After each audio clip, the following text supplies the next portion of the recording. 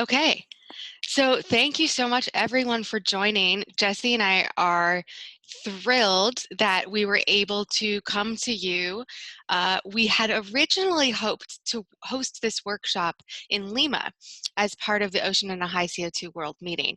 But in many ways, I think we're happy to do this now because we can have even more people participating.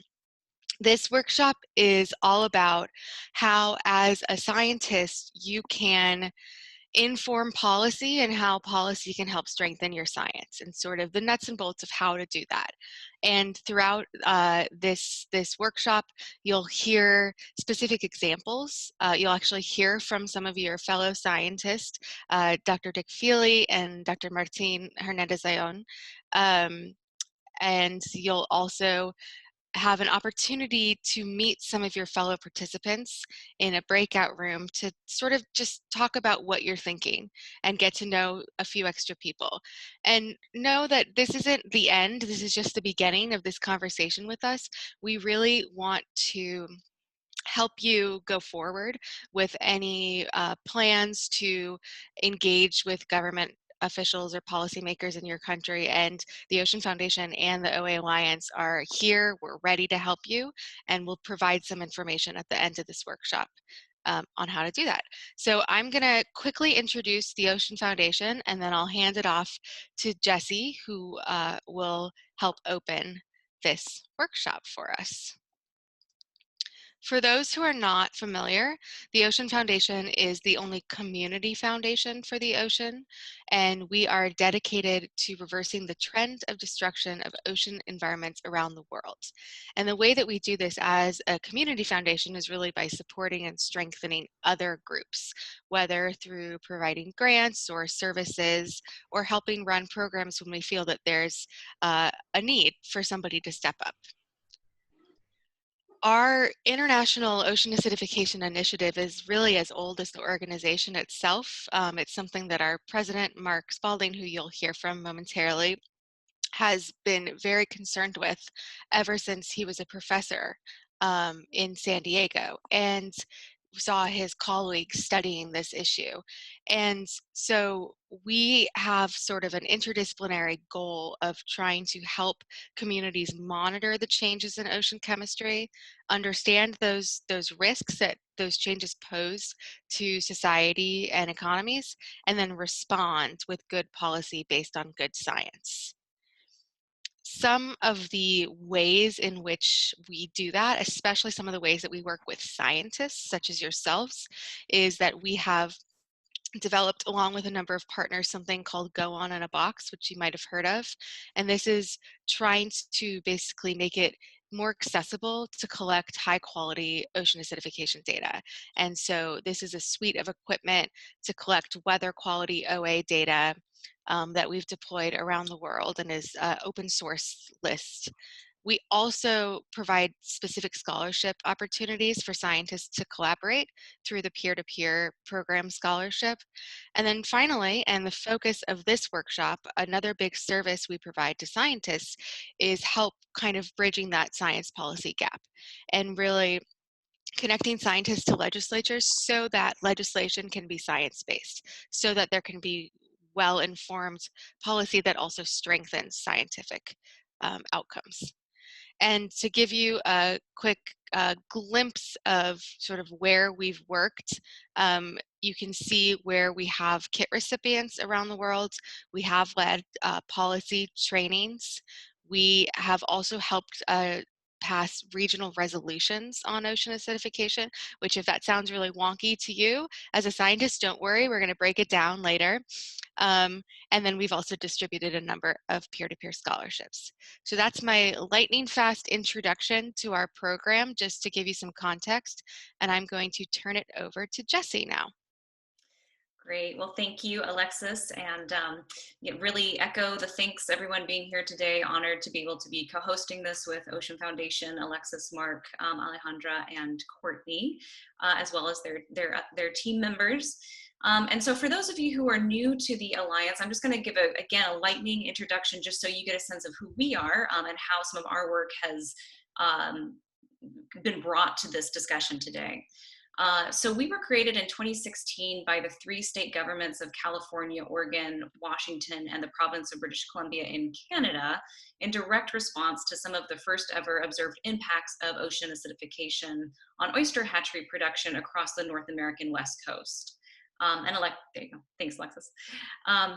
And it was really because of these impacts that shellfish growers, tribal governments, and state governments got activated early along the North American coast and really helped lay the foundation for the OA Alliance as we seek to engage other governments and organizations around the world on this issue. And as you can see here, we are working together to do 3 primary things. The first is to elevate urgency and ambition for climate action, to integrate ocean into climate commitments, and then, of course, the topic of today's workshop predominantly is translating knowledge into these policy actions, and how do we information share, and what are the types of actions we're talking about when it comes to ocean acidification. Next slide, Alexis.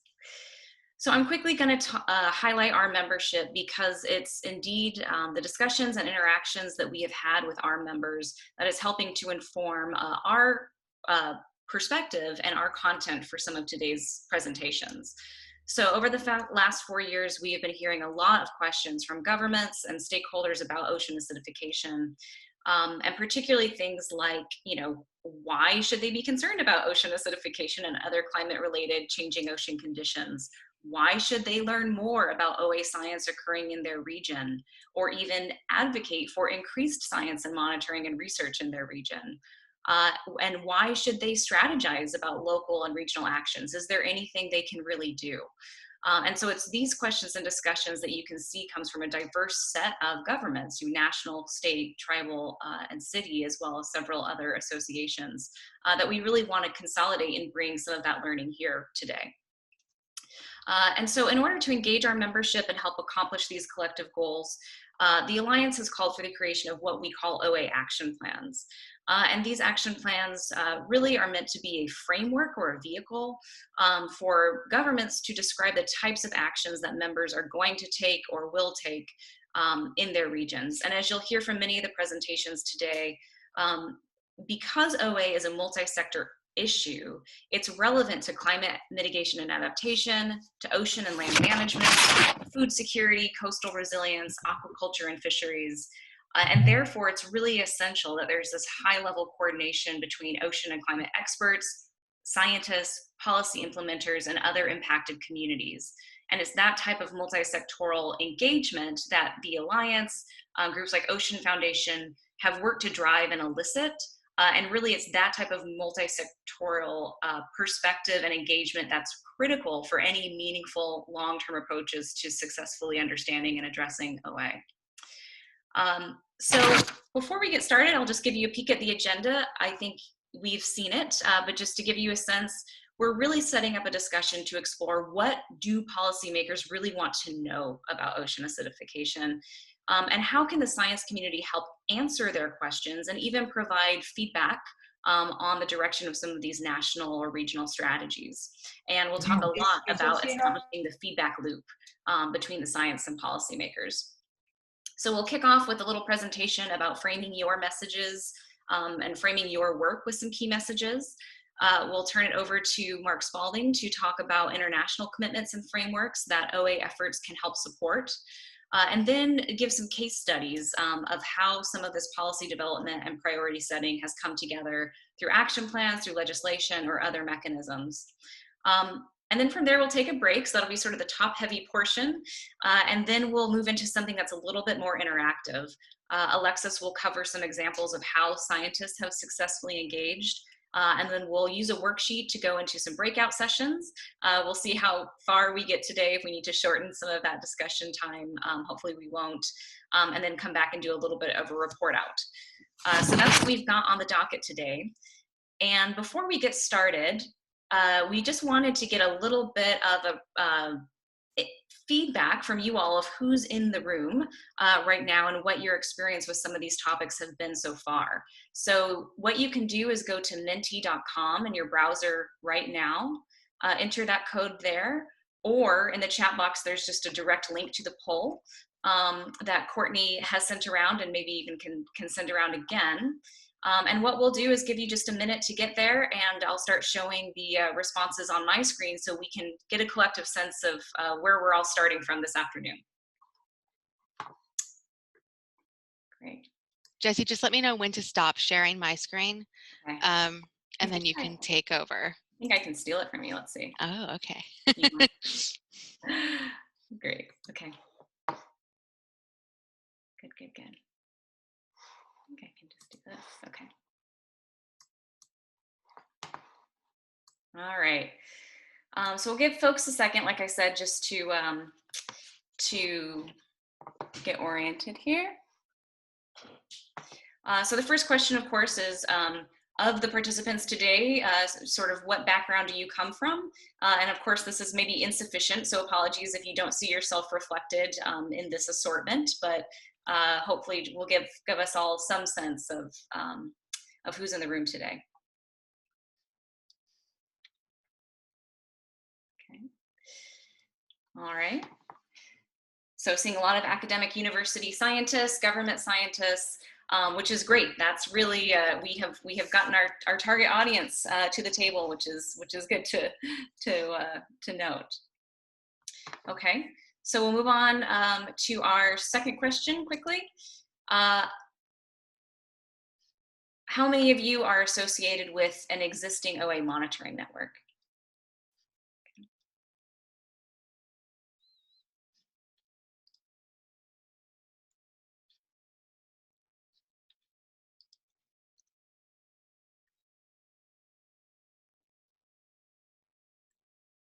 All right, about half and half. I know we still got some folks participating, but that's pretty strong go of it. And we'll be, you know, if you haven't gotten your answer in yet, we'll still collect it and make sure, but just wanted to get a sense in real time.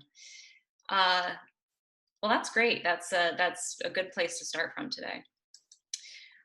Okay, so how many of you have engaged with high-level platforms? They don't have to be exclusively these three, but things like the UNFCCC, UN Sustainable Development Goals, or even the UN Decade for Ocean Science. Or maybe are familiar would also be a word to use.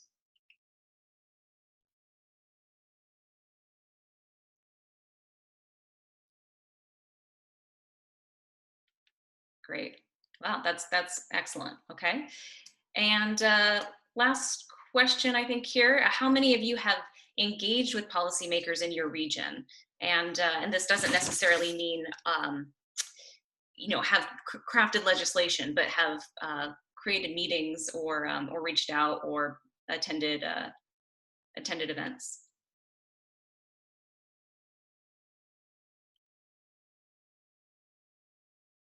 Great. All right, and I lied. We actually do have one final last question. We'll do a little bit of a word cloud, but this is really good to see. Wow. So the second or final option here is using just one or two words or a phrase. What do you think the most significant barrier to engaging policymaker support for OA-related projects is?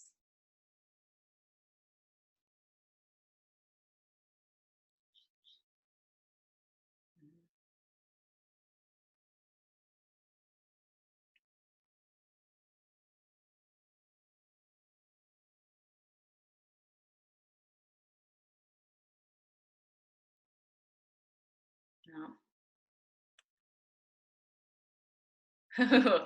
Oh, we could do this all day. I feel like we've got interested brains here engaging in this. I see Mark smiling. Uh, Great. Cool. Well, this is awesome, and we'll capture this and we can share this out. But what I'm seeing a lot of is priority continues to come out. Funding, money, understanding, knowledge.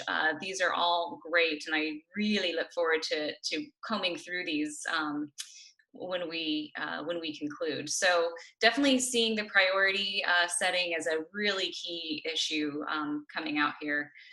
So that's excellent. Okay. Well, with that, I think we're a little bit behind schedule, but luckily we've got some time built in. So I think we'll go ahead and get started here on our first presentation, which coincidentally will be, I believe, mine. So we'll just jump right in. Pull this up here. All right. I'm gonna stop my video just as we get going here.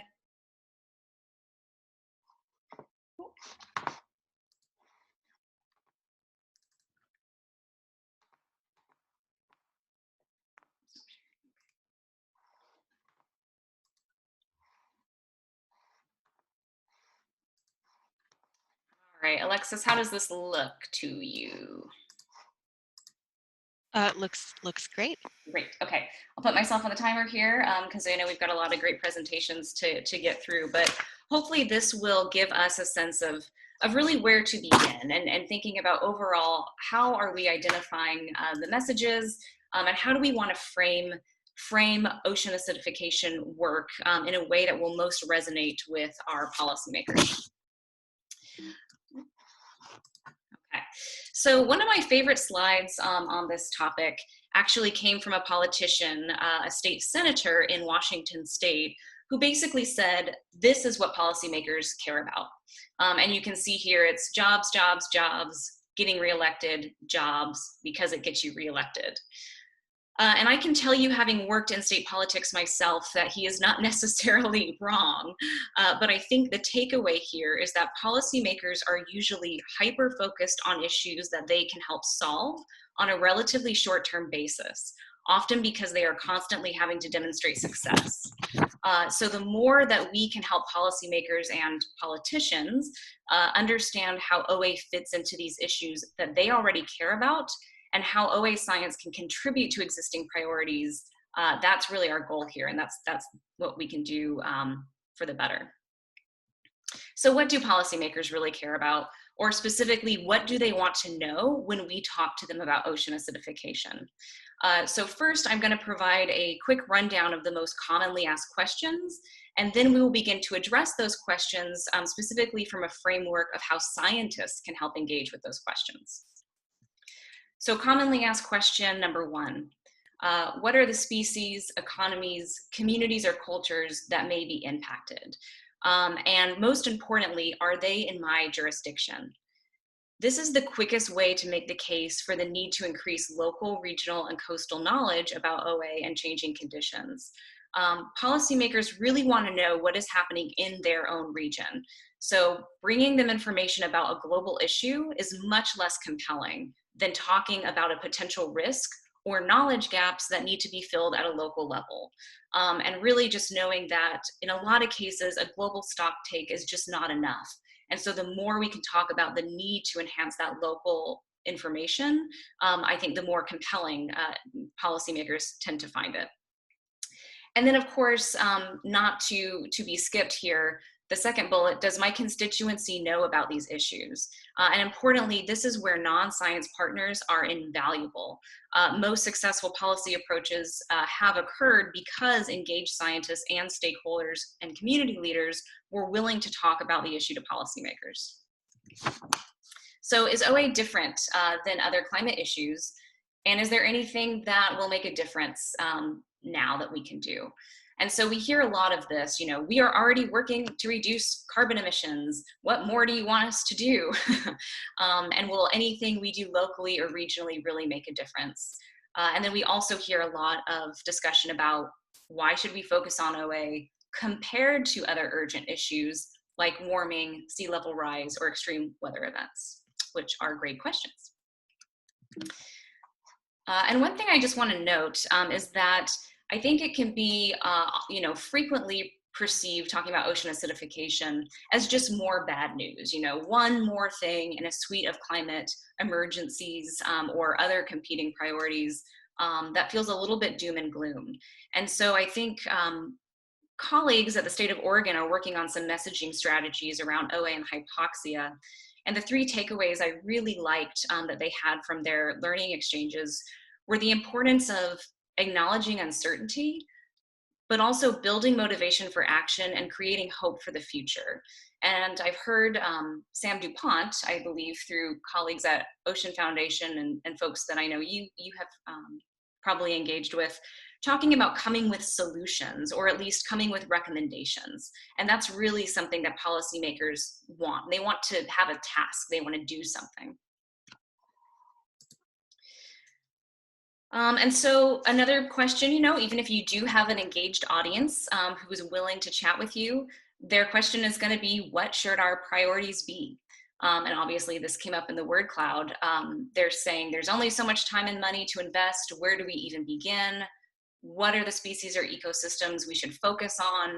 Are there particular locations or coastal areas or industries we should focus on that are more vulnerable? And very specifically, who can help outline research that will have practical applicability or even help us identify the best investments? And this is where having a university, a scientist, or a network to call upon really matters. And that's where we're talking about establishing this feedback loop so that they know that they can come to you with some of these key questions. So another question we get is, how does OA fit into existing management frameworks? We are already addressing climate change mitigation and adaptation, ocean and shoreline management, water quality. We already have programs that manage land-based pollutions. Could OA be included within these frameworks? And that's a question we constantly explore with our members. And then lastly, how does OA action support existing high-level commitments? Most high-level policymakers are saying, I'm already working on all of these, I'm already committed. We have signed up to several international and domestic climate and ocean commitments. I just don't think we could add any more. And so our next speaker, Mark Spalding, is going to cover this topic. So I'll turn it over to him to describe how OA can be incorporated or even really help strengthen these commitments made within this particular landscape, which in our experience is a very compelling message to policymakers, to ministries, ambassadors, and other high-level leaders, is to show them how OA science and action can actually help implement these existing commitments that they've already signed up to. Okay, so these are all useful questions that we get from folks, but now let's talk about how the science community can actually help address them. So in my experience, the goal is not just to explain what OA is, but it's really to explain why it matters. How does OA fit within these existing high-level priorities and really societal priorities? So back to our original question, what are the species, economies, communities, or cultures that may be impacted? And particularly, how can scientists help answer these questions? Well, they can communicate the risk and potential vulnerabilities relevant to those existing priorities. They can help provide regional and local data alongside that global stocktake. And again, I can't underscore the importance enough of having that regional and coastal information and time series that will really help policymakers think about management implications. That's really where that information lives. And you being able to make the case about how important that is really meaningful. We can understand local vulnerability assessments. And again, this includes ecosystems, species, societal concerns, like those mentioned in the last slide. And then finally, we can outline the biological response studies or population models that are going to be needed to understand adaptation potential under various stressors. And one example that is such a great one recently that many of you are probably familiar with is the OA-ICC new research project that's OA impacts on seafood. And this is a great example of this kind of effort where we are using science to help answer questions about key seafood species that governments really care about. And just a quick example, this graphic shows regional vulnerability assessment that was done across Pacific Island countries and territories in 2016. And you can see here that species and ecosystem services are assessed both by their importance to the region and by their vulnerability to ocean acidification. And so when we talk about prioritizing, these are the types of exercises that can help us do that. Another product or products I wanted to share that were put together by the CARIM project in New Zealand and the Alaska OA network in Alaska, which show the different species that are currently being studied and particularly why they are important to that region. And on the right-hand side, you can see maybe that they've even gone so far as to talk about the economic importance and food security as key metrics that they are concerned about. And finally, I just wanted to shout out the Regional Action Plan for Latin America and the Caribbean, which is a product put together by LAOCA Monitoring Network as well as GoOn. And I just pulled out some of these key messages that are in that report or in that action plan, because I think these are the examples of really strong messages about the potential risk and connection to economies, cultures, and livelihoods that will resonate very strongly with policymakers. And again, these already exist. These are in the report, and it's pulling that out and being able to highlight these key takeaways. Okay. So back to our second question here. How is OA different than other climate issues, and is there anything we can do? The short answer is we always say, yes, we need to reduce carbon emissions, but there are things that governments and institutions can and should be doing now. And particularly that includes advancing the science and knowledge around different topics, managing stressors, exploring through research and studies, adaptation and resilience building strategies, and really to say it's okay to acknowledge uncertainty and build motivation for action. And that with the suite of things, we can be better prepared so that governments can make management choices that will maximize resources and achieve resilience. So yes, there's lots that we can be doing now. And another way to help answer this question is really to paint the entire picture. So make it clear that ocean acidification combines with the impacts of these other stressors, warming and reduced oxygen levels, and that overall this system is increasing the stress on marine species and ecosystems. And so I guess a little bit of a shameless plug, we just created this little infographic this year. And as you can see, it doesn't really describe the chemistry of ocean acidification, but what it does is talk about the linkage to carbon emissions, to nutrient loading, freshwater inputs, and habitat loss, invasive species, algal blooms, coral bleaching. And really what I'd say is this helps policymakers understand OA in context with other issues that they may be more familiar with. And why does this matter? Particularly, it shows the linkage between reducing carbon emissions and actions to address OA. And so in some cases, this will place your work in a climate change context, which might be very more meaningful to some policymakers. It might not be, but it could in some cases. It makes clear that understanding regional and coastal variability is the thing we need that can better inform adaptive management. It further demonstrates that yes, there are local actions that we can take to reduce stressors that will increase resilience, and that indeed it's likely that your government is already investing in some of the science, projects, management strategies that will have some impact on OA and coastal waters. And so by framing OA within this bigger picture, you can describe your research in a way that has some bearing on existing issues and management priorities that are underway already. So how does OA fit into these existing management frameworks? Well, the quick answer is we're still figuring it out. But I think the takeaway is how will increased and targeted OA science and monitoring help inform changes to or even strengthen these existing frameworks that most governments already have and rely on? And that's really the interface that we're trying to get scientists as well as policymakers to think about, is that that hinging to these existing efforts that probably already have funding and that already have clear goals that are probably aligned to a lot of goals related to ocean acidification impacts and adaptation. And so to conclude, or almost to conclude here, I often joke that, oh gosh, uh, best practices in messaging to elected officials is pretty straightforward in that one must assume that they know nothing, and therefore oftentimes the conclusions that you are drawing that may seem easy to understand, intuitive, or downright obvious, these are not usually the same conclusions that elected officials or policymakers are drawing from your work. And because OA and ocean change is such a complex set of interactions, it's really essential that we underscore the main takeaways as clearly as possible, even if those takeaways are the gaps that need to be filled and further prioritized.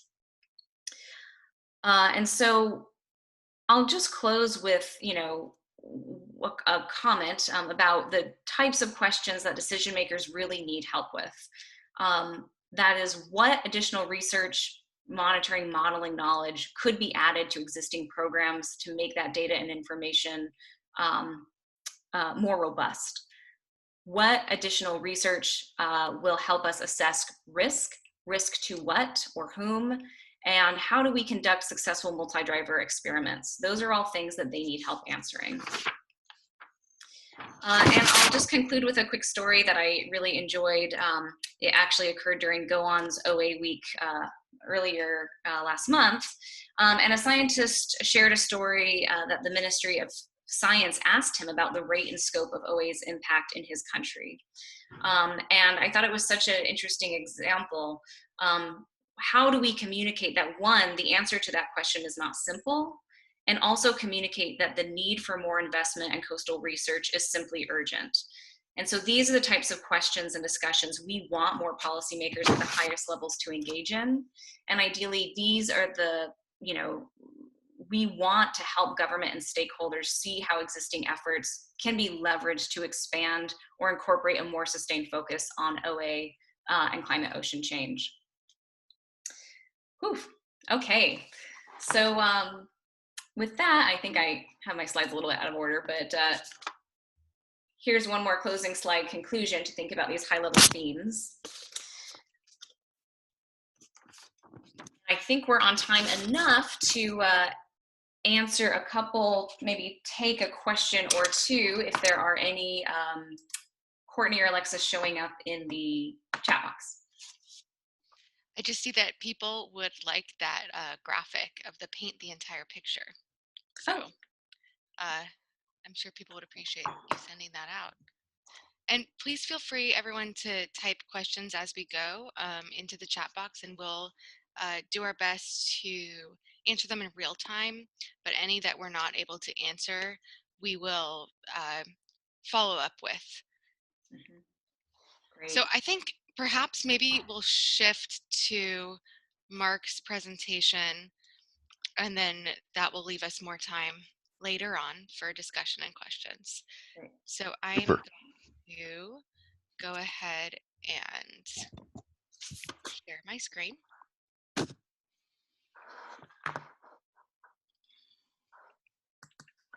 Okay, great. Thank you very much for joining us all today. Thank you to Jesse and Alexis, Courtney, and everyone who has helped organize this. This is really super. So you're a scientist, you're talking to a policymaker, and you are trying to convince them that they should pay attention to ocean acidification.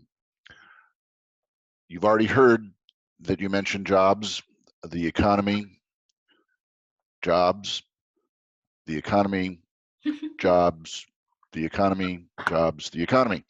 But what I want to also say is you can also look them straight in the face and say, you already agreed to do something about this problem. Next slide, please. There is a tremendous history compressed within the last 15 years of frameworks that have a policy aspect to them related to addressing ocean acidification. It's in the international discussions related to climate change. It is in standalone conversations in parts of goal setting. It is in national settings where different countries have expressed their interest in doing something about ocean acidification, sometimes to fulfill their international commitments.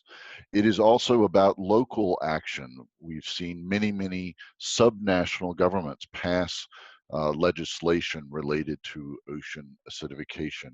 And then there are some other really notable actions that have taken place related to this, including the one I've got here at the bottom right, in which Pope Francis, in his encyclical on man and the environment, the very first time he mentions ocean, it is to talk about the worry about ocean acidification. Next slide.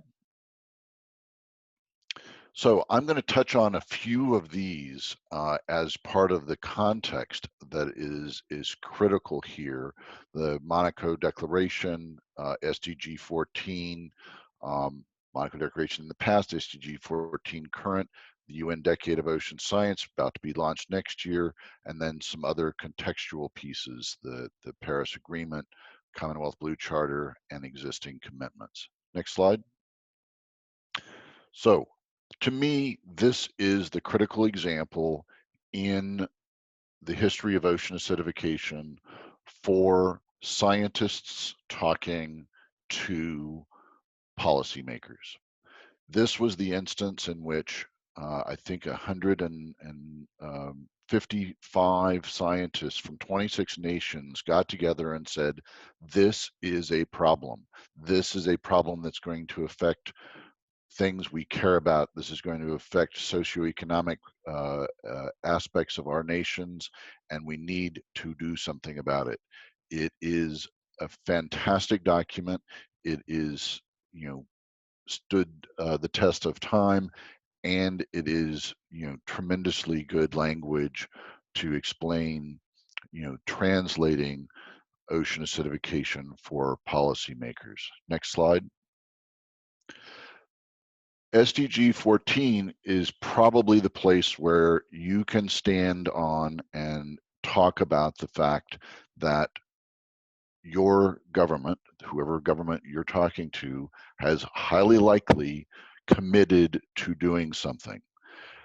If they've signed up for Agenda 2030 and signed up for meeting the Sustainable Development Goals, one of those is SDG 14, and under SDG 14 is a target. And that target 14.3 says that that country is going to minimize and address the impacts of ocean acidification, including through enhanced scientific cooperation at all levels. There's an indicator to go with it that means we're going to see measurement being done and a set of sampling stations put in place. So this means, in all likelihood, your country has agreed to address ocean acidification, minimize its impacts, collect data, and report that data. So if anybody tells you they don't have this obligation, they're not telling the truth. This is a commitment, and governments have obligations to live up to this commitment. Next slide, please. Coming up next year, we're going to launch the UN Decade of Ocean Science for Sustainable Development. Now, just look at the title of this. We're talking about science, but we're talking about it for sustainable development. Therefore, we're thinking about how science relates to development, and development that is sustainable. And the catchphrase that has been developed for this effort is the science we need for the ocean we want. So this is rather pragmatic, applied science, and is intended to engage everyone in turning ourselves all in the same direction. making sure that we're all paying attention to what is needed for our future, for our ocean. And I think that, again, ocean acidification is clearly an issue for sustainable development. If we're worried about food security, if we're worried about the security of reefs that protect small island developing states or coastal nations, we have to worry about ocean acidification and its effect on human infrastructure, its effects on uh, livelihoods and food security. Next slide. In addition, as you who are scientists well know, ocean acidification is from the same carbon emissions that are causing climate change. And we are thinking through how we address climate change in many, many places. One of those is that each of your countries has made a promise through the Paris Agreement to submit their nationally determined contributions to reduce greenhouse gases. Now, great overlap immediately here for ocean acidification. One of the great ways to address ocean acidification is to take carbon out of the atmosphere, take carbon out of the water column, and thus doing things like restoring, planting seagrasses, mangroves, estuary grasses, etc., all help us do that. And so one can talk to government representatives about things that can be done to address ocean acidification that also will help meet the Paris commitments that have been made under the UN Convention related to climate change. Um, there, the report that came out last September, just about a year ago, on the oceans and cryosphere has a lot of information that really is helpful to make this argument and back up your assertions. Next slide. There's also a lot of things going on at the regional level. Jesse just mentioned the Latin American network. There's also an African hub. There's a Pacific Islands hub. But we're also seeing that also translate into some of the policy work. We have, as Alexis mentioned, done some policy trainings in East Africa for the Western Indian Ocean, the Pacific Islands, and the Caribbean and Latin America. We've also worked a lot with the Commonwealth. So this covers, 54 Commonwealth countries worldwide. And one of the aspects that they wanted to work on was ocean acidification. And New Zealand is leading that efforts, and there's an entire white paper and strategy around that. So look for that context in your region and where that sits to help you make your argument. Next slide. In addition, there are other kinds of commitments that have been made, such as those underneath the OA Alliance that Jesse is spearheading, but also things that have been done at national level or by regional bodies. One good example of this is the Cartagena Convention that is dealing with the Caribbean region, passed a resolution to work together within that region to share knowledge, share techniques, and in some cases perhaps even jointly design research programs to work on ocean acidification. Think about where these are, ask us for help. We can help you spot them and then make reference to them as you convince policymakers what is needed. Next slide. So that's where I'm going to stop, and I'm happy to answer any questions. I think this is a really exciting workshop because I think understanding how to translate science gets us where we need to go. And telling your governments, whichever your government you're talking to, that they've already agreed to do something and you're here to help is spot on. Thank you very much. Thank you so much, Mark. I think I want to fit in one question, which is a bit of a summary of the questions we're receiving, Okay. highlighted by Francisco in Ecuador, who's saying, right now, the governments only care about COVID-19, right? The funding is tight, there's a crisis. So how are we able to communicate the importance of something like OA amid a pandemic? Excellent question. And I think the answer is we all have to rebuild our economies after COVID-19. We all have to restore our livelihoods, our ability to provide food for our people, and thus, anything that we do that increases the resilience of your own country and increases its local food security is part of building back after COVID-19. Anything we do to plant seagrass, plant mangroves, protect and conserve estuaries and coastal systems creates jobs.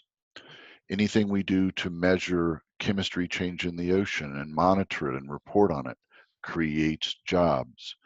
Anything that we do to preserve coastal shellfish and farming, aquaculture, creates and protects jobs. Did you notice I mentioned jobs a few times there? I was listening earlier to Jesse's presentation. Um, I think um, it's correct to be worried that COVID is taking the attention. It is critical to leverage that attention to address a serious problem and explain how addressing this problem helps the economy, helps jobs, and helps the future of the country. Thanks, Mark. So we're going to hold on questions for the moment, but if you have other questions, please again put them in the chat and we will make sure that the speakers get them. I think next up, Jesse and Alejandra are going to give some examples of action, starting with Jesse. Great, thanks, Alexis. And let's see here. I just want to say excellent presentation, Mark. That was so well received and so spot on, and really love the questions, obviously, about COVID. So really feeling grateful for you guys being here today and for that presentation by Mark. And we'll move in now, before we get to a little bit more interactive discussion about the policy development and priority setting. So get a little bit more specific with some of the examples we're talking about for how governments have done this. So I'm going to give a quick overview of the perspective from a state, particularly state government examples that we've seen, followed by Alejandra with Ocean Foundation talking about national perspectives. And then we are really thrilled to be joined by two scientists that will do a little bit of Q&A about their experience engaging with policymakers before giving everyone a little bit of a break. So just giving you a time check that we're doing okay. All right.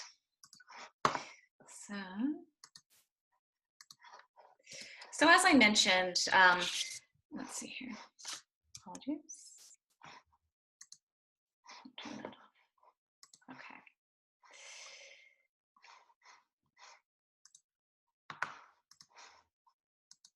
Okay, here we go. So as mentioned, the OA Alliance works to create these OA action plans. And really, these are just a placeholder for some sort of policy vehicle that members, governments are going to take and put in some of these actions. And like we said, there's really no one size fits all for an action plan. But we here at the Alliance, this is sort of the messaging we do about why an action plan or why policy, legislation, whatever vehicle we're using, this is why it's important. One, it will help a government better understand local variability and trends, including developing a more comprehensive stocktake of the unique vulnerabilities, which we've talked about. Second, it can help establish a deeper connection between science in the region, which will help to prioritize studies and improve that local management of trends and impacts. This is super important. This is where that prioritization piece really comes in. Fourthly, we believe that action plans or any approach, any vehicle needs to help strengthen public and private funding opportunities for OA-related mitigation, science, adaptation, and resiliency building projects. And lastly, as Mark beautifully articulated, implementing an action plan can help further these high-level existing climate and ocean commitments across these relevant frameworks. And so this is the vehicle that governments can say, see, we're making good on UN SDG 14, and here's how.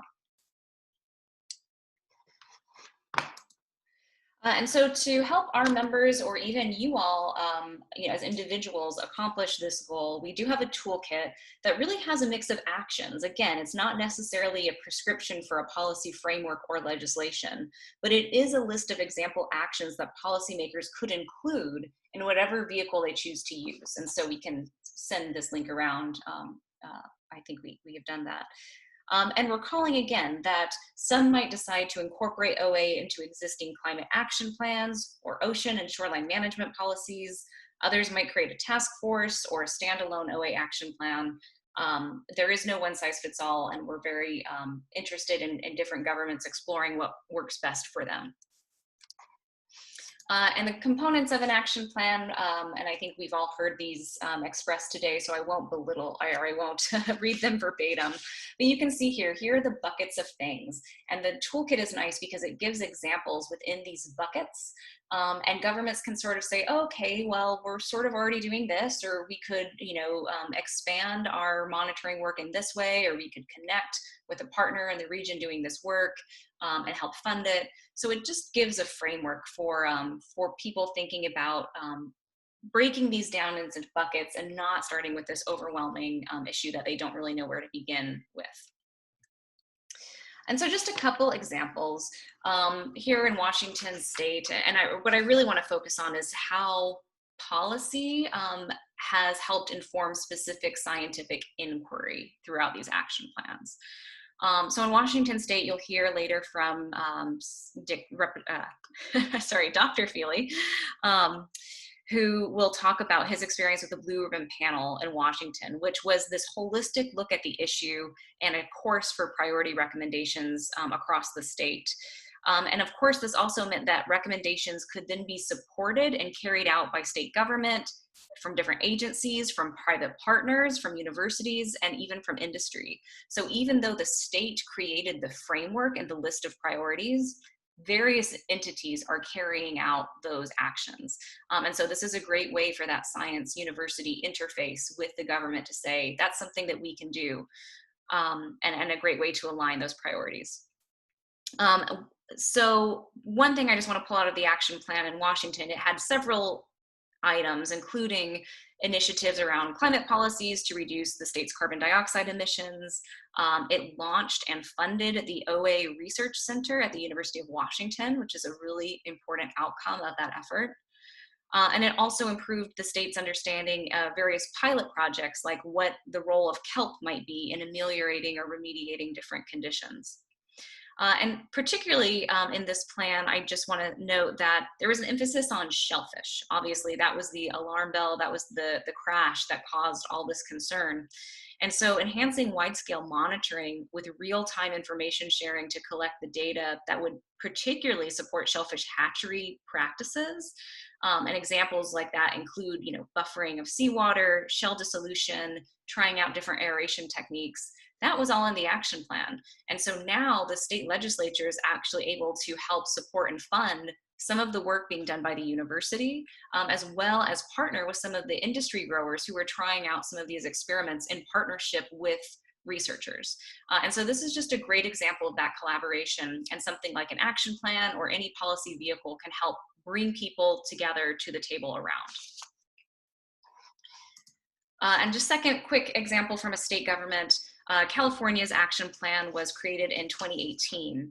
And I'll note that California actually didn't use legislation to create the action plan. They just said, we're a member of the Alliance, we're creating an action plan, and here it is. But it's important to note that there was several bills or pieces of legislation that followed that would help fund or hone in on some pieces of that action plan. So it's a really good example of the state charting a course for a direction and then using legislation to help carry out specific pieces of it. And here is one example where there was legislation passed to help fund a research pilot that would examine the role of kelp and seagrass in remediating nearshore impacts. And also noting that legislation has been put forward to convene a task force and to keep that task force funded. And that's a combination of scientists and policymakers to keep engaging and refreshing these set of priorities and be able to triage some of the projects. And then lastly, the state commissioned a vulnerability assessment. So this is a great opportunity for legislation, is to say either we're going to create a task force or we're going to create a statewide or nationwide, region-wide vulnerability assessment to identify the risks OA poses, but to, again, this suite of priorities. How does OA impact biological resources, economies, and in the context of larger climate change occurring, and what is our social adaptive capacity? And so groups like Ocean Foundation can really help craft, like, what would language look like that would direct the government to do something like this, that would be a comprehensive stocktake to get started. So from there, I'll pause and turn it over to my colleague Alejandra to give a little bit more of the federal perspective before we get into a discussion with our scientists. Hi, everybody. Thank you very much, Alexis, for passing the presentation. I'm going to talk more about policy development and how to set priorities and examples of federal legislation, the work we have been doing in Mexico mainly. Next one, please. So federal policy on ocean acidification. So you take two paths. What we did is in Mexico, we started with thinking how to introduce the subject of ocean acidification. It was very difficult because there wasn't even a notion of it. Ocean policy has been trying to be established for many years, but that's not something that is easy to do. So I'm going to go through an overview, a general overview of how the process was, and then I'll give it the particular example. So to strengthen national frameworks, that's why federal policy is needed. And national frameworks need to strengthen science. So it's a two-way vehicle. What is the most effective ocean policy? Is the one that incorporates scientific studies to improve knowledge and increase data, ensures sustainable funding, promotes international cooperation, and considers local realities for adaptation and mitigation. So we have already learned, and you already know, that ocean acidification is causing a permanent damage. But we have to take legislative action to really work on it and to help to prevent all the damage that it has done. And we can either make it through climate change policy, climate change legislation, some legislation on ocean affairs that already exist. And there are two ways we can make it: through adaptation or mitigation. And they are related, but they are separate types of policy. So adaptation refers to actions that relate to new realities on increasingly acidic ocean. So we have to establish measures that would ensure us that those adaptation actions taken would be working on the long run. And then mitigation incorporates activities to reduce the root causes of ocean acidification, such as greenhouse gases and carbon dioxide emissions. Next one, please.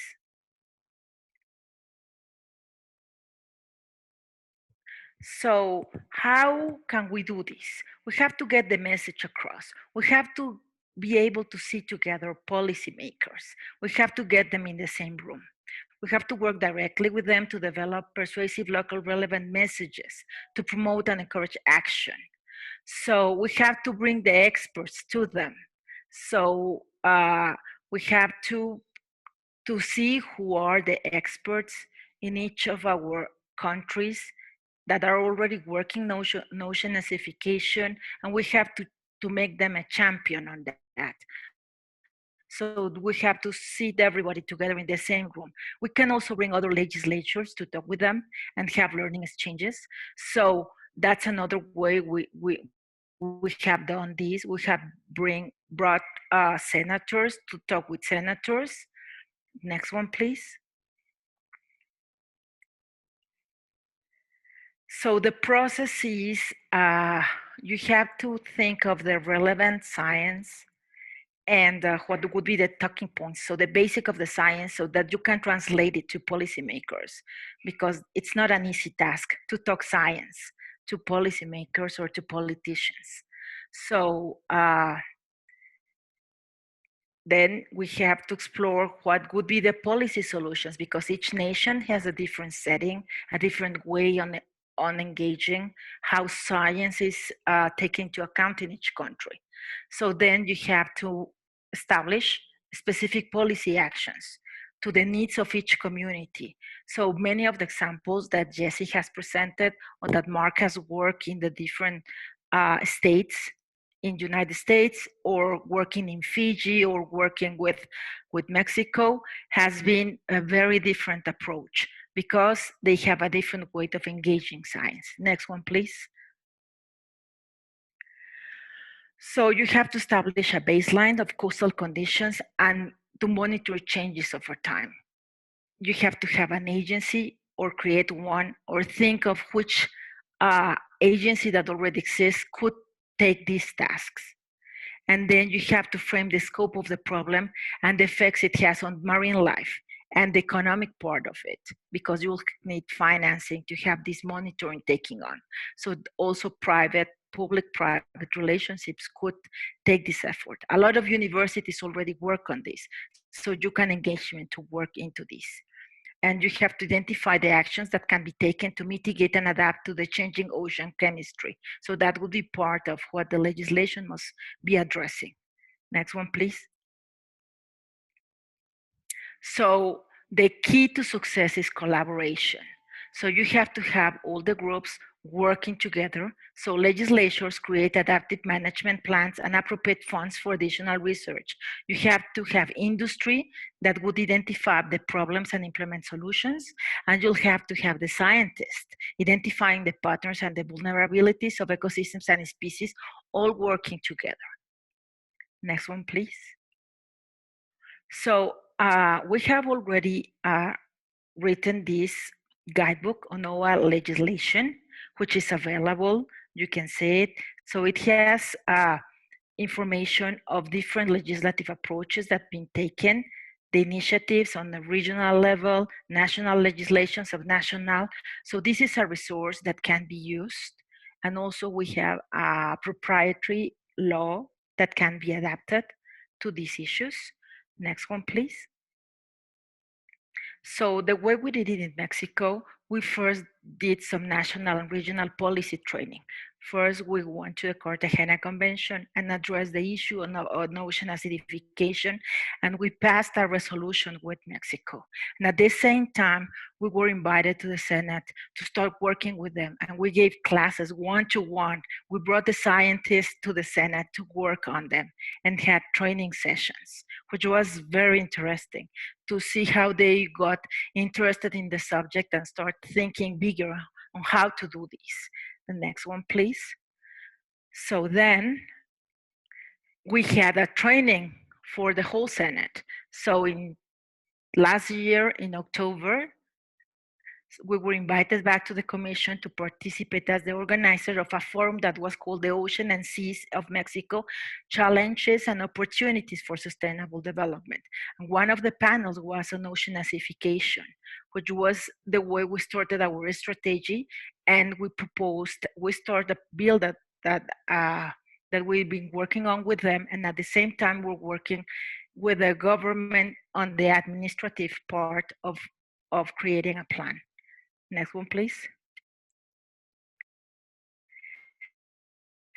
So Mexico, we started a study of how this was going to be addressed, because we had an ocean policy that passed with the last administration and it was not being taken into account.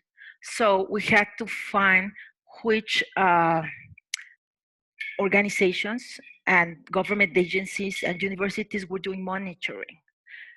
So that's one of the main pillars of this, monitoring what's happening in the ocean. So then we started to see what kind of legislation already exists. So Mexico already has a climate change law. So thinking about how to add a chapter in that is what we're aiming for. So the next one, please. So we ended up putting together all of these partners. We work with them now for a year. We had been since January of this year. We're working with INEGI, which is a government agency that is an autonomous body that is in charge of the census and geographic data. We're working with the Ministry of International Affairs, that is part of the high-level panel. We're working with WRI, and we're developing an ocean data hub. Next one, please. So there are a number of efforts in the sector to produce data and information.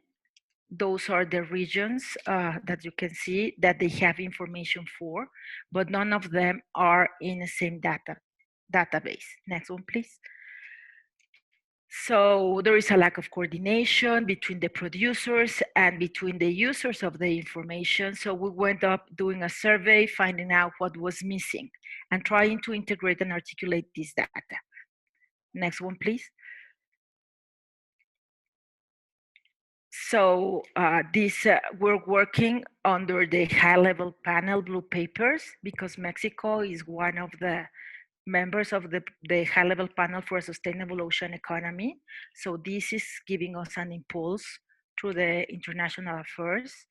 And we're working on the SDGs, the 14, and we're working on other initiatives like the UN Nation of Ocean Science, Decade of Ocean Science, and the Oceans Past Initiative and the Marine Spatial Planning Global. So we're bringing together all these people to trying to catalyze and to have a baseline to work.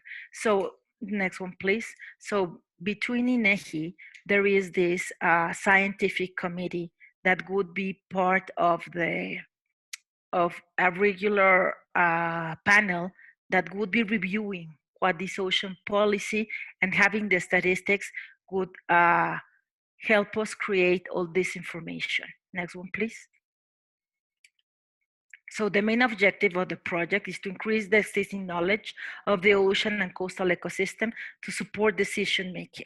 So we're taking the blue papers into account all the geographic data that exists in Mexico from the different institutions to develop this data hub. And then we're going to try to articulate the supply and demand of marine information and define indicators for the framework, and we'll be monitoring this program. There will be a task force that maintains the data and also curates the information that is received. Next one. So the first outcome would be to have this data hub together, and we have the survey that asks some questions. Next one, please. Information came from different projects, universities, research centers, even the public administration, the federal agencies had a lot of information, but it was not put together in the same place. Next one, please. So the information is going to address the commitments that Mexico has made in national and international to different agreements and different commitments made in our oceans and made in the Cartagena Convention, for the CEC, for Ramsar. So these database would help to feed onto those needs for the country. Next one, please. So we identified 447 full-time specialists that are working on different issues of the ocean. So this is a way that we're going to start engaging with them. Next one, please. So they cover diverse topics, and geographic coverage is mostly national. Next one, please. So the projects identified are monitoring all these variables: greenhouse gases, temperature, conductivity, pressure, dissolved oxygen, salinity, heavy metals, nitrogen, phosphorus, etc. So this would help us with any type of policy that we do on oceans. Next one, please. This is the information if they have a geoportal or no. Next one, please. So the main outcome would be the information and accountability center that collects data from multiple sources. This should be strengthened coordination between producers and users. And we are looking to promote a shared knowledge of our marine regions, because all the regions are connected. So we're also engaging internationally with GICOS, and we would engage GOABON, MBON, and other international platforms. Next one, please. So this would cover the global objectives of what the data hub would trying to work for. So there would be the 2030 agenda. It would be an open access data. It would have science-based indicators. It would foster cooperation. So it would bring a bridge between science, politics, and society. So policy decisions are science-based and informed. Next one, please. So we hope to have this ready by the proposal will be announced in December, when the high-level panel finishes the work in Mexico. So it has to be a collaborative effort, as I told before, between private sector, academic, scientists, government. Next one, please. And this is where more information can be found, and additional resources for the guidebook and the resource base for ocean acidification. And I think the next one is the last one. Thank you very much. Alejandra, thank you so much. I think that this is a really good example of how you can start in one place and maybe end up somewhere else, but it's still strengthening the original goal, right? We had these conversations with the Senate about ocean acidification. The senator that was leading our efforts turned over. And so there's always going to be political, movements. And so the thing is that once you start that conversation, more people are hearing about it. And I think that, by having that forum with 300 people, a lot of people were in the room. And that's when we got connected to Inehi, who said, well, actually, this is really within our mandate. We're supposed to be collecting statistical information about the ocean, but we don't have any ocean data. And that really supports, the scientists that are doing ocean acidification work to have stronger data sets, more cohesive. So, it can be a bit of a meandering path. But that's sort of how it works when you're working with policy. Thank you, Alexis. Yeah, thank you, Alejandra. And once again, we're happy to share, talk more with you, work with you in your nation. We like to work. Alejandra and Mark are both lawyers with a lot of experience drafting legislation. Alejandra wrote the Marine Protected Area legislation for Mexico. I always like to brag about her. And so we are really interested in working with you and your legislators to craft the local set of frameworks that might be most relevant. And as an example of somebody that we've worked with, I'm actually going to pull up an interview I conducted last week with Martin, who you may have seen in some of the pictures that Alejandra shared, because he has been our expert scientist who has really told the story of what's going on in Mexico and been that voice to make it science-based management. So I'm going to share my screen one more time.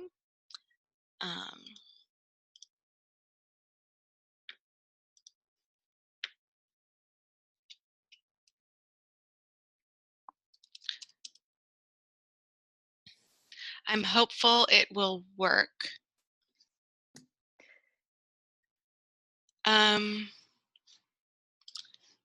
Jesse, can you still hear me? I can, standing by to let you know if the sound works. Okay, thanks. And it told me that I needed to install something. Okay. So if it doesn't work, I might need you to play it. Sure, no worries. Is that okay? Okay, let's give it a go. I have with me here Dr. Jose Martin Hernandez Ayon, who's a professor in Ensenada and a leading expert on ocean acidification in Mexico. And I have had the pleasure of working with Martin many times as he has helped with some of the trainings we've run, but more recently, Martin has been an advocate for ocean science to his government, to the Mexican government. So I would like to ask Martin to share, some of his experiences speaking in particular to senators and other members of the Mexican government, and what it's been like to talk about your research and talk about the scientific needs. Thank you, Alexis, and Alejandra in Spanish. Thanks a lot for the invitation.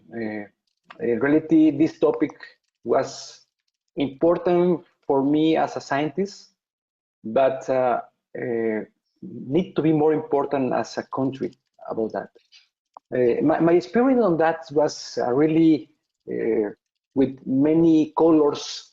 I can tell you that the first time that we have a good results about the ocean acidification was published in the science paper with Dick Feely, people from Canada and US. And the experience was with two feelings.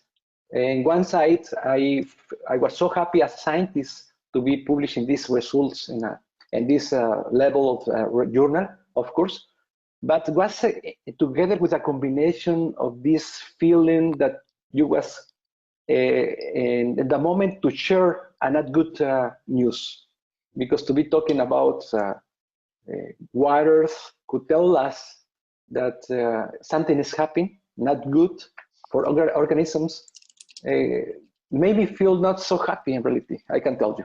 Okay, this was one feel about my experience as a scientist. The second was, okay, I was thinking, okay, we published in a nice journal, science paper. My guess was the government will be very empathy in this kind of bad news. They're going to tell me to how can, as a researcher, how can I help? I can tell you this story was published in 2008, okay? And last year, 2019, I was invited to be with the people, my policy makers, for first time after, you can see, many years. And my feeling was we need to do something else. We need to do more than just to publish in a good journal. We need to do more. And the community is fine.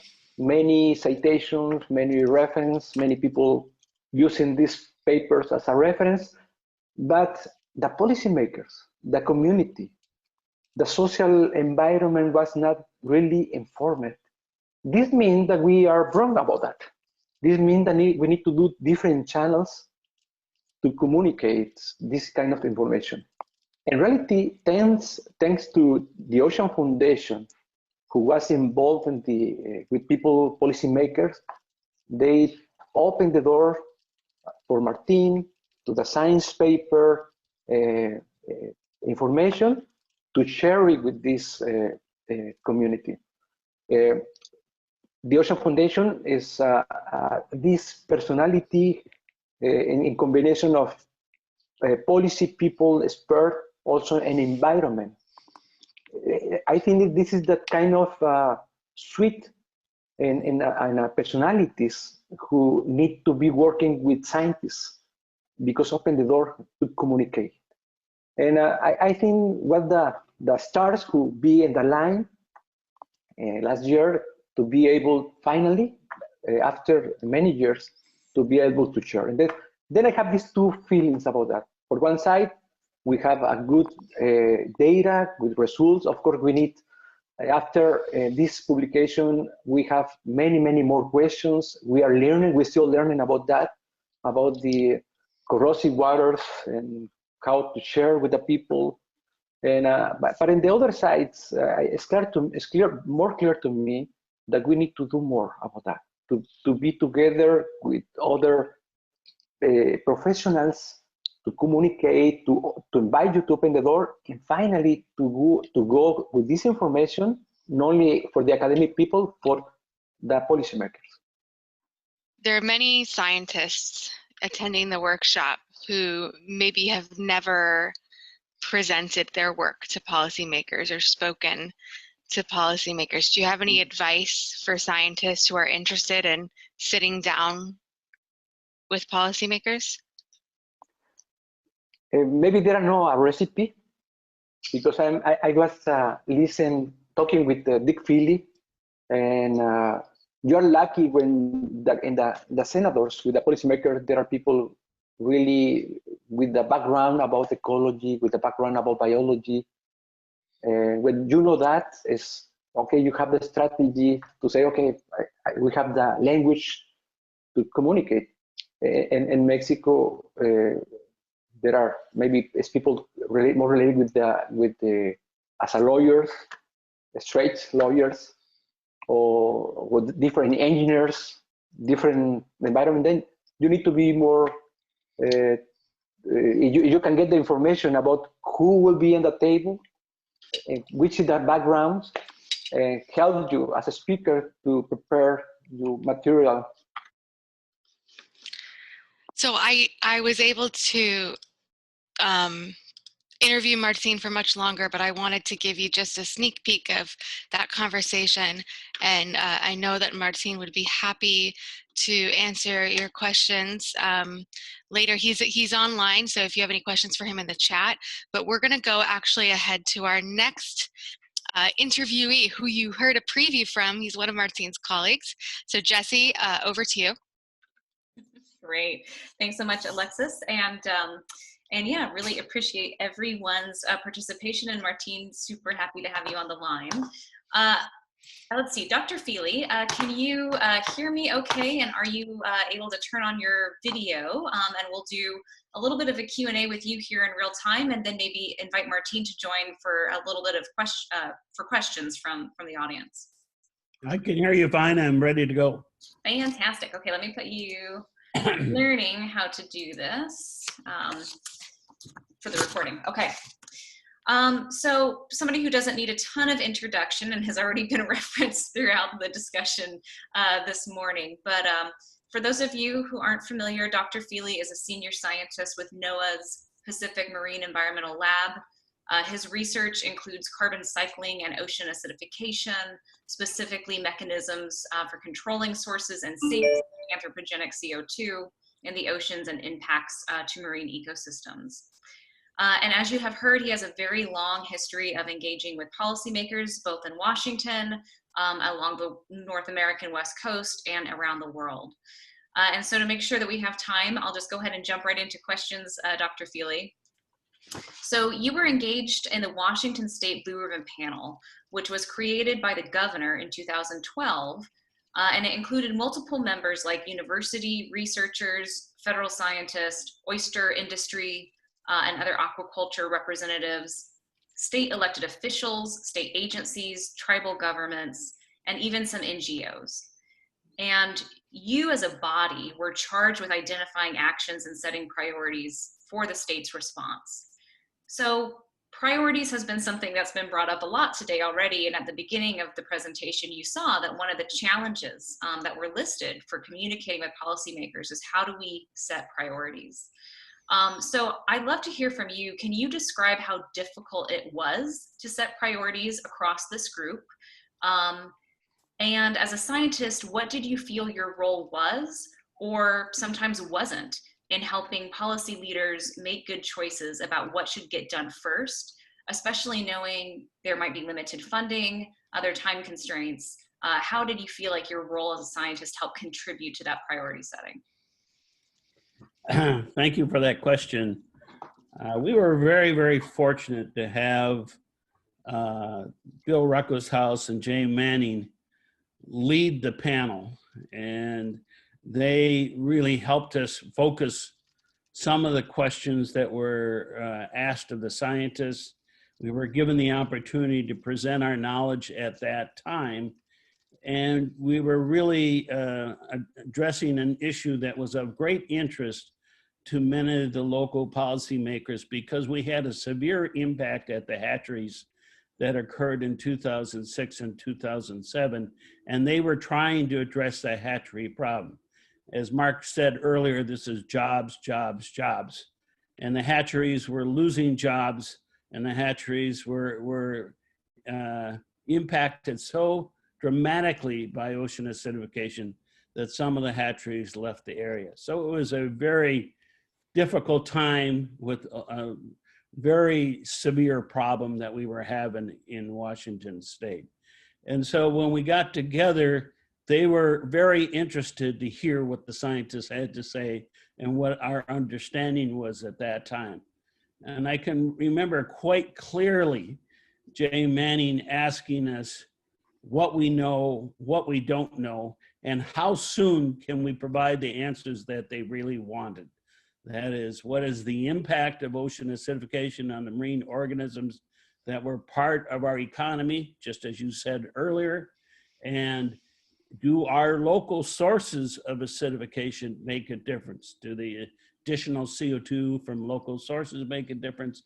Do the addition of nutrients from local sources make a difference? I quite frankly wanted to know that answer right away within 2 months.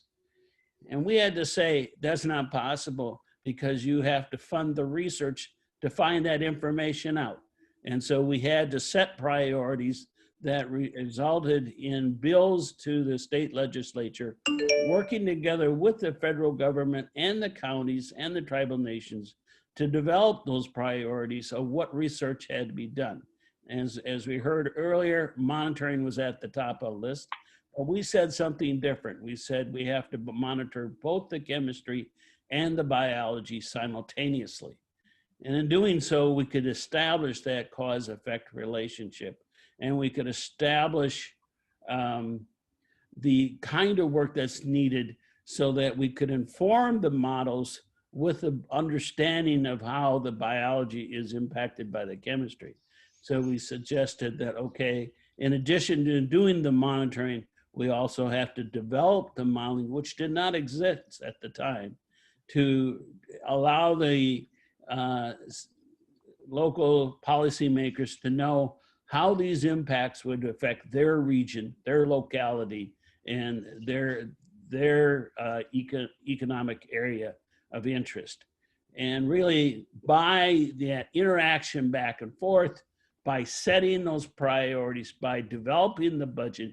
And one other thing we did was we set up the Marine Resources Advisory Council, which was part of the Blue Ribbon Panel, which met again quarterly from that point onward to this day. It's headed by Martha Konskar.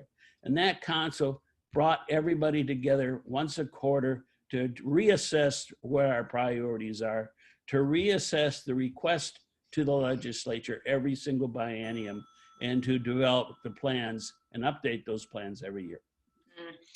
That's a great response and contribution to the discussion, Dr. Feely. And I really want to highlight one, I mean, it hasn't been said as much today, but I think it comes up a lot in our OA action planning discussions, is that co-location of the chemistry and biology. And really trying to get different, I mean, I think it plays right into that multiple sector sort of lens that we apply to ocean acidification, and how can we get different folks that are focusing on sort of their own silos together and monitor for its larger picture. So I think even being able to prioritize that type of co-location or that co-mapping of the chemistry and biology is such an important next step for a lot of governments, and really appreciate you pulling that out. And secondly, of course, thinking about I like that you said the reoccurrence, right? So there's the body, the Marine Resources Advisory Council, that now meets every year, several times a year. And that is to, one, update the priorities and to really think about the adaptive management as new science comes in, and then also to update the funding requests and be able to continuously make that funding from request to the legislature, not a one-time request, but an ongoing relationship. So I think that's just fantastic. And I really love your high-level comment, which is, you know, government, what do we need from you? One, we need you to fund the research to find out the information you want. And I think that sometimes scientists shy away from saying we need funding to help answer the question. That's a really important thing to be able to make clear and ask. So the second question is, you sort of already touched on this, but I want to mention, you talked about sort of the panel had some projects that included monitoring and modeling that would help the state characterize the impact of local sources, both of anthropogenic CO2 and also of local land-based contributions. And without going into details necessarily about the project specifics themselves, I want folks to get a sense of, you're talking about timescale expectations. So how long has it taken you to begin the science and the research and the models on some of those projects? The Blue Ribbon panel wrapped up in 2013, and here we are in 2020. So really, can you talk about why it's so important to communicate appropriate time expectations to elected officials so that they understand sort of the amount of time commitment and time scale investment we're really talking about here? Yeah, thank you for that question. A third component of what we did with the Blue Ribbon panel is we developed the Washington Ocean Acidification Center. This is a center focused at the University of Washington, and their job was to coordinate all the research activities, essentially implement all those priorities that was established by the Marine Resources Advisory Council. And what they did is they developed a coordinated plan of research, integrating the federal work that we do in NOAA and other federal agencies with the state work that was being done through the universities, and all the way down to the local activities at the county level and with the tribal nations. And they coordinated all that really well. And in doing so, and reporting back every quarter at the Marine Resources Advisory Council, we were able to establish a long-term plan for research that would address the critical issues that the legislature was particularly interested in.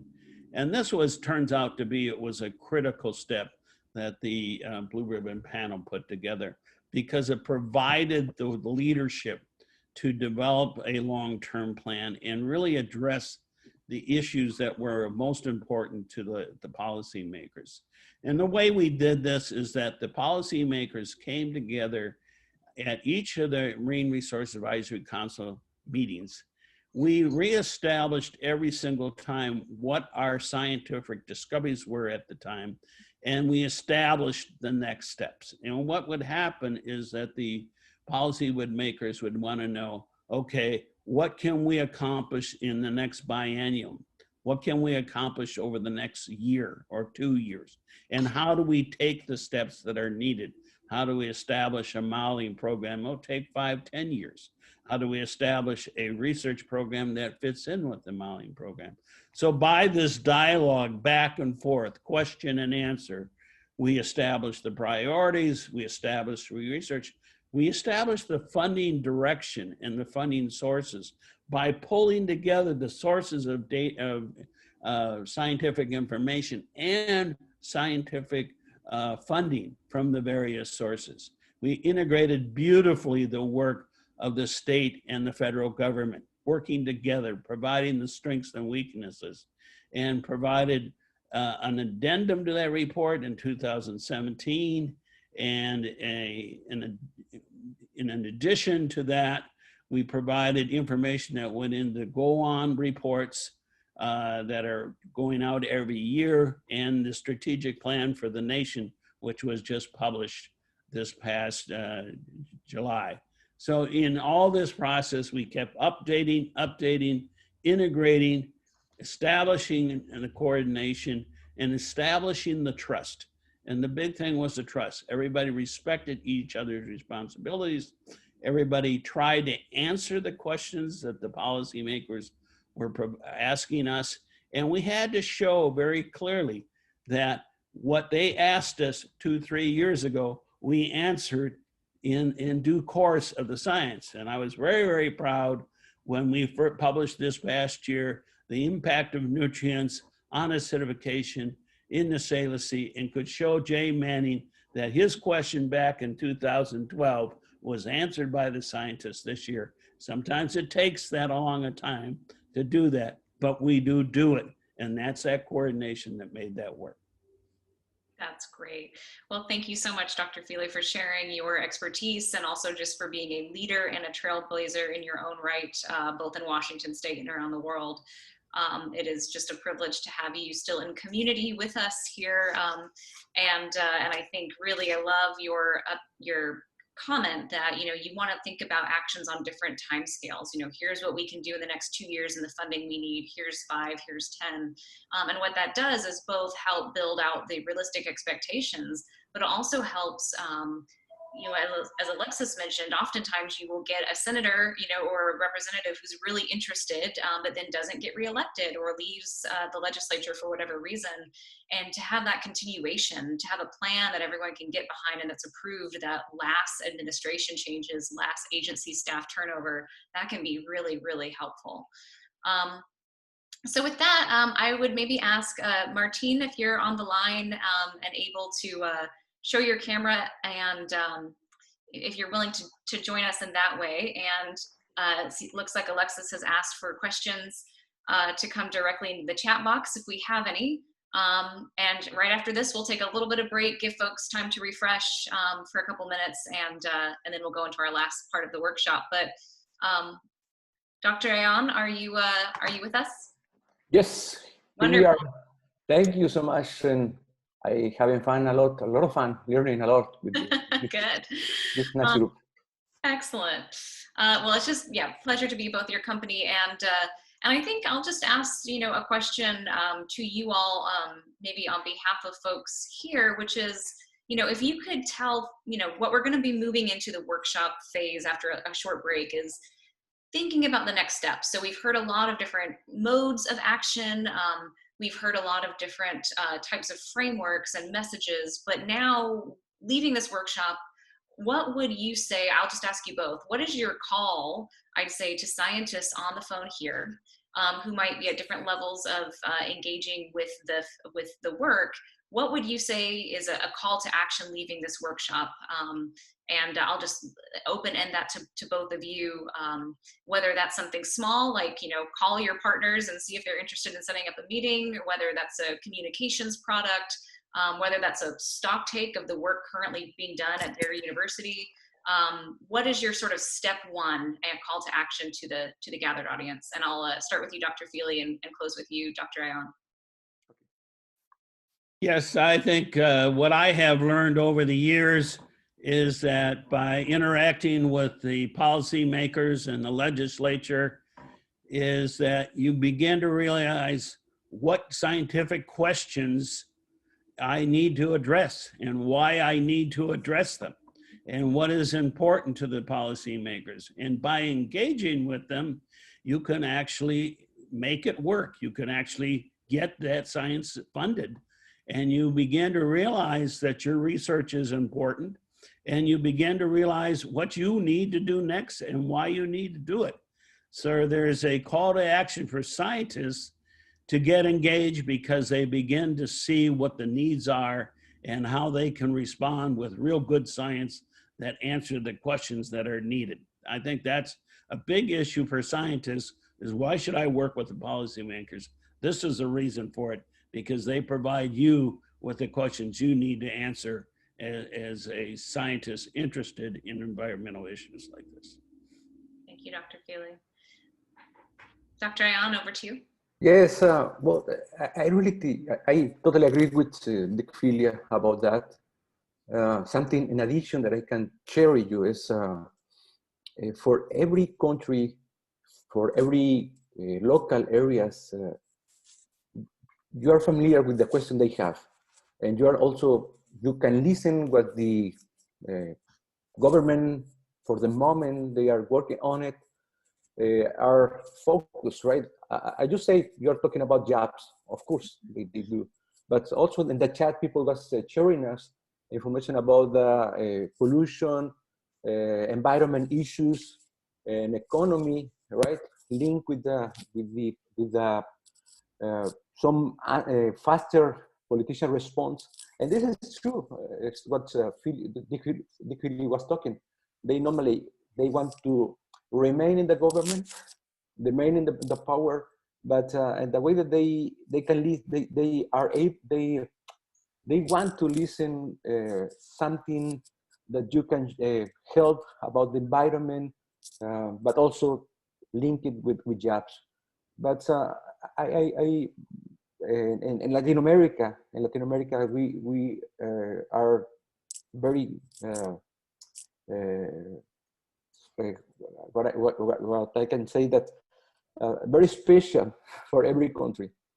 Every 4 years, every 6 years, there are different pictures for the different government, and we need to learn what they want to learn, what they need, and how they work, and the target they have.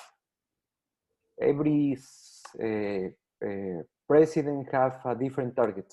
We need to be able, we need to be with the, here, listen about that. Okay. Mm-hmm. Great. And I have one more question for each of you, and I appreciate you guys' time, and then we'll take a quick break. The first question is to Dr. Ayan, and then I'll send the final question to Dr. Feely.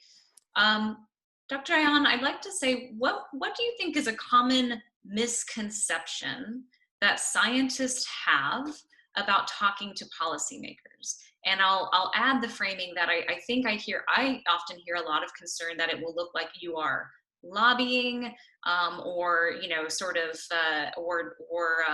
filling a role that feels uncomfortable. But what I would say is what's the common misconception that people have compared to your experience in anchoring the science and anchoring this discussion in some of the meetings you've had with the Senate and legislature? Let me see if I understood, because there are some interruption in your question. Sure. But this is the misconception. You're talking about the policymakers and scientists, because Yeah. you have some interruptions.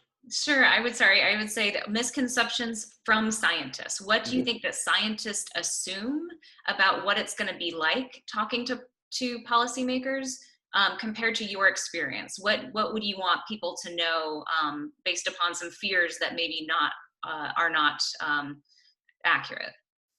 Well, in my experience, I just last week we have some experience here with a plant where the government's the requests a survey for the population in Ensenada, for example, about it's a storage of gas, for example, right?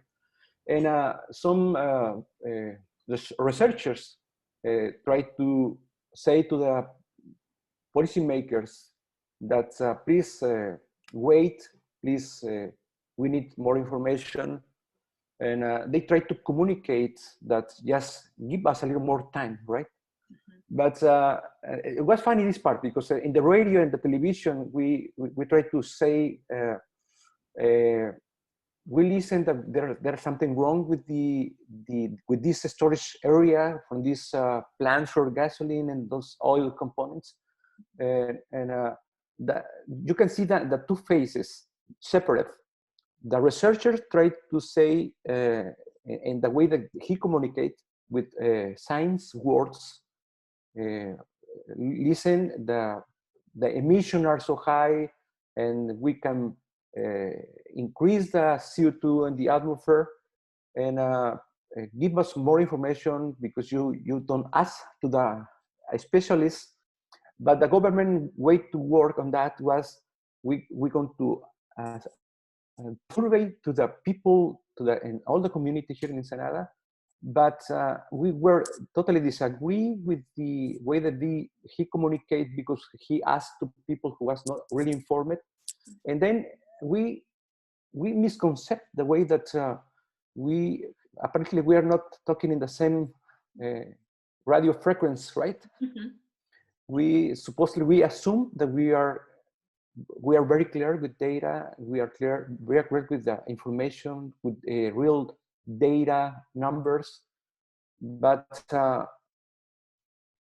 and the other side, you have that's already maybe they send information and translate in something more clear, right? For the 4 years that this government is thinking about that, because he's thinking, okay, this project going to give us jobs, and this is the important part. But in the other side, the scientist is given offer a message, thinking more in the future for the next decade, the next 50 years. Mm-hmm. Mm-hmm. And apparently we have we misconcept many aspects of the communication. And this is why I in my talk, in the record message, I was totally very happy that have people who have the skills, one leg with a low clears, and the other legs more clear about the informant in the environment. This personality help, in my opinion, to reduce this misconceptions. People like you, people like tough, offer, I think, improve this information to the politician, right? It's my opinion about that. Yes. That's great. No, I appreciate it, and that's an important question. And I think I'm going to ask one more question to Dr. Feely, and then we'll take a quick break, maybe 5 minutes to refresh, and then come back for our final portion. So Dr. Feely, the question is, let's see here, thinking about in a landscape currently where there are a lot of different emerging OA findings, OA research, and also a lot more in policy positions, specifically science deniers potentially. And how do we navigate this sort of complex landscape and continue to press forward with the policymakers to take action when you're up against that type of sometimes open science denying? What's your advice or strategy with that? And I'll give you about maybe a minute and a half or so if we'll wrap up.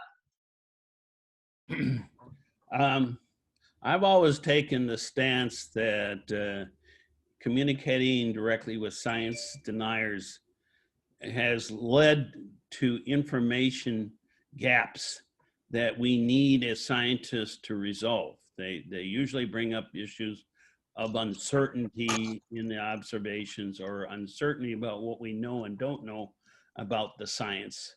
And that has allowed us to reflect a little bit on where we are with our science and how we can improve the information to reduce those gaps. And so I've enjoyed the interactions with the deniers.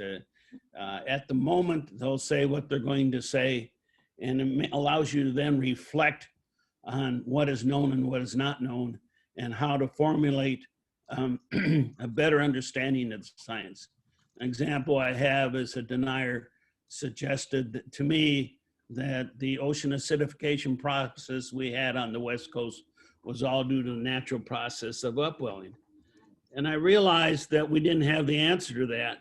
So about 3 years later, I wrote a paper showing that no, most of the ocean acidification effects we see on the West Coast are driven by the atmospheric exchange of CO2 from the atmosphere to the ocean. And that allowed us to have a new understanding. So if you have an open mind as a scientist and you have a dialogue with the denier, you can use that dialogue to help better understand where the gaps are and what kind of solutions we needed to research to resolve. And I think that's been the history of denier interactions with the community all along. And that's the positive side of it. Great. Well, thank you both so much for being here today. It's a pleasure to be in your virtual company, and I hope that someday we are all together in the same room and location again. And it's just been a privilege to have you. So I think what we're going to do, I know that we're a little bit behind schedule for timing, so don't worry. We're just going to shorten the breakout groups and the wrap up a little bit. But what we're going to do now is give folks just a couple minutes to just refresh, stretch legs. What we need, the Zoom meeting will still be running. We'll just stop sharing screens. And we'll convene here at 5 minutes past the hour. So it's 9 a.m. here on the West Coast.